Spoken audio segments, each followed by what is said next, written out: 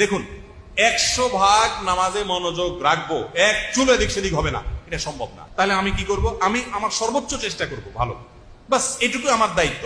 প্রিয় নবী সাল্লাল্লাহু আলাইহি ওয়াসাল্লাম নামাজে ইমামতি করছেন, আর পাশ থেকে কোনো বাচ্চার কান্নার আওয়াজ শুনে উনি নামাজটা সংক্ষেপ করে ফেলেছেন। সালাম ফিরিয়া বলছেন, কোন মহিলা আমাদের নামাজে আসো, তোমার বাচ্চা কাঁদছে, দৌড়ে গিয়ে বাচ্চাকে ধরো।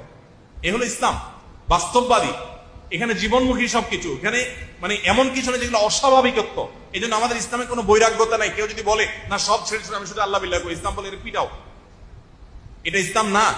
তুমি সংসার করো, আল্লাহ বলেছেন ফাইদা কুদিয়াতিস সালাহ ফান্তাশিরু ফিল্লাহ, নামাজ শেষ, তুমি আর মসজিদে বসে থেকে তোমাকে জিকির করতে পারো, তুমি বের হও, কাজ করো, মানুষের সেবা করো। এ হলো ইসলাম। অতএব ইসলাম আমাদেরকে এরকম কোন আড়ষ্ট জীবন বিধান দেয় নাই, এটা পরিপূর্ণভাবে জীবনের প্রত্যেকটা বিষয়কে সার্ভ করেছে। এই জন্য আপনার নামাজের মধ্যে অন্য কোনো দিক মনোযোগ আসতে পারে, আপনি মানুষ, আপনি সাথে সাথে নিজেকে ফিরে আনার চেষ্টা করবেন এবং মনোযোগ ধরে রাখার চেষ্টা করবেন।